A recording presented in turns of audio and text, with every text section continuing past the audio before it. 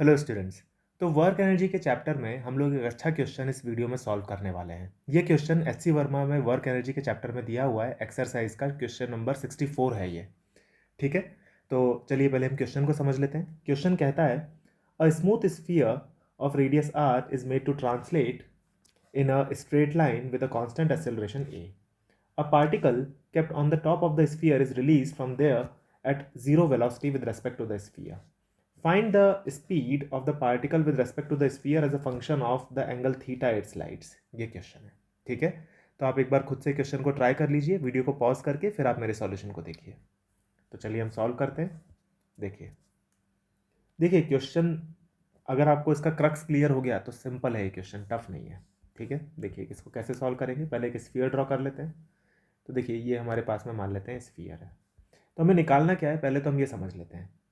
Question में हमको निकालना है कि मान लीजिए अगर एक ये पार्टिकल है मास m का, जो कि स्फीयर के ऊपर रखा हुआ है। ठीक है, और स्फीयर का रेडियस हमको दिया हुआ है r, और स्फीयर लेट से लेफ्ट डायरेक्शन में a एक्सेलरेशन से चलना चालू कर देता है। तो ये जो मास m है ये स्फीयर के रिलेटिव मोशन करना चालू कर देगा। तो हमको ये निकालना है कि ये जो पार्टिकल है इसकी स्पीड कितनी होगी with respect to the sphere. हमको पार्टिकल की स्पीड बतानी है with respect to the sphere, यानी कि स्फीयर के फ्रेम में तो हमको जाना ही पड़ेगा। अगर अपन स्फीयर के फ्रेम में जाएंगे तो ये एक नॉन इनर्शियल फ्रेम होगा। नॉन इनर्शियल फ्रेम होगा तो इसके ऊपर राइट डायरेक्शन में एक एम ए का फोर्स आ जाएगा और ये होगा सूडो फोर्स। ठीक है, ये सूडो फोर्स आ जाएगा इस पार्टिकल के ऊपर एम ए का राइट डायरेक्शन में, प्लस एक एम जी का फोर्स तो इसके ऊपर लग ही रहा होगा डाउनवर्ड डायरेक्शन में। ये कंडीशन बनेगी। ठीक है, तो अब अपन स्फीयर के फ्रेम में चलते हैं। तो इस ए को हटा दो, क्योंकि स्फीयर के फ्रेम में स्फीयर तो रेस्ट पे ही रहेगा और एक सूडो फोर्स हमने ऐड कर ही दिया है। अब इन दोनों फोर्स के कम्युलेटिव इफेक्ट के कारण ये जो पार्टिकल है ये किसी मान लीजिए एक एंगल थीटा पर आ जाता है। तो हमको यही निकालना है कि जब ये पार्टिकल एक एंगल थीटा पर आ जाएगा तो स्फीयर के रिलेटिव इसकी स्पीड ये जो v है ये कितनी होगी, ये क्वेश्चन है। ठीक है, तो देखिए इसको कैसे सॉल्व करेंगे। यहाँ पर हम इसको लिख देते हैं कि ये सूडो फोर्स है। ठीक है, यहाँ पर इसके ऊपर एक नॉर्मल कॉन्टैक्ट आ रहा होगा। फाइनल कंडीशन में भी हम इसका डायग्राम बना लेते हैं। राइट डायरेक्शन में एक सूडो फोर्स लग रहा होगा एम ए का, डाउनवर्ड डायरेक्शन में एम जी लग रहा होगा। ये कंडीशन होगी। तो यहाँ पे हम लगाएंगे इसके ऊपर वर्क एनर्जी थ्योरम। तो मान लेते हैं कि ये है इनिशियल कंडीशन और ये जो कंडीशन है ये है फाइनल कंडीशन, जब ब्लॉक जो है वो थीटा एंगल से ट्रांसलेट कर जाता है, थीटा एंगल से आगे बढ़ जाता है। ठीक है, तो हम लगाते हैं यहाँ पे work energy theorem. Work energy theorem हम कहाँ से कहाँ तक लगाएंगे, इनिशियल कंडीशन से लेकर के फाइनल कंडीशन तक लगाएंगे। ठीक है, अब क्योंकि हम स्फीयर के फ्रेम में वर्क एनर्जी थ्योरम लगा रहे हैं और स्फीयर के फ्रेम में सूडो फोर्स भी आ गया है, तो हमें सूडो फोर्स के वर्क को भी इंक्लूड करना पड़ेगा। तो यहाँ पे हम क्या क्या वर्क लिखेंगे, किन किन फोर्सेस के कारण वर्क लिखा जाएगा। Work done by normal plus work done by gravity plus work done by pseudo force and this will be equal to change in kinetic energy. और स्फीयर के रेस्पेक्ट में जो पार्टिकल की वेलोसिटी थी, जो मास एम की वेलोसिटी थी वो इनिशियली जीरो थी, तो हम लिख सकते हैं कि ये बराबर हो जाएगा half m v square minus zero.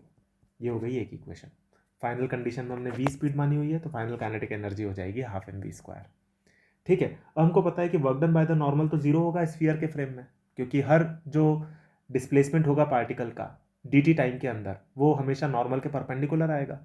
इसको आप इस तरह से भी देख सकते हैं कि वेलोसिटी जो होगी पार्टिकल की स्फीयर के रिलेटिव वो हमेशा नॉर्मल के परपेंडिकुलर होगी। तो यानी कि वर्क डन बाय नॉर्मल तो जीरो हो जाएगा। वर्क डन बाय ग्रेविटी निकालते हैं। वर्क डन बाय ग्रेविटी निकालने के लिए हमको ये निकालना होगा कि पार्टिकल कितना नीचे आया। तो हमको पता है कि पार्टिकल इस h हाइट से नीचे आया होगा, तो h की जो वैल्यू होगी वो हो जाएगी r minus r cos theta. ये बात आप जानते ही हैं, डायग्राम से आप ज्योमेट्री से भी देख सकते हैं। और तो यहाँ से हमको work done by gravity H की हेल्प से मिल जाएगा, प्लस ये वाली जो लेंथ है जो पार्टिकल आगे की डायरेक्शन में बढ़ेगा ये हो जाएगी आर साइन थीटा। ये वाली लेंथ भी यूजफुल होगी हमारे लिए जब हम work done by pseudo force निकालेंगे।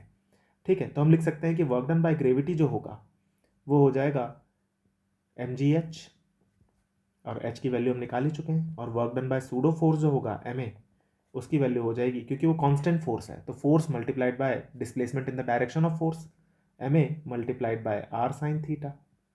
ये हो जाएगा work done by pseudo force. ये हमने कैसे निकाला, हमको पता है कि कांस्टेंट फोर्स का वर्क क्या होता है। कांस्टेंट फोर्स का वर्क होता है force multiplied by displacement in the direction of force, और displacement in the direction of force कितना है, r साइन थीटा है।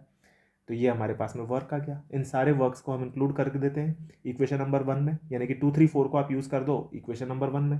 तो हमारे पास में देखो क्या बनेगा, हमारे पास में बन जाएगा mg r minus r cos theta plus ma r sin theta and this will be equal to half mv square. और यहाँ से हमारे पास में आ जाएगी v की वैल्यू।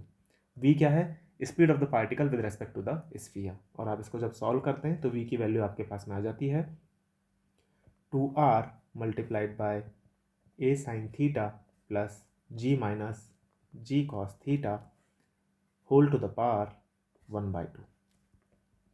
ये हमारे पास में आ जाता है आंसर इस क्वेश्चन का।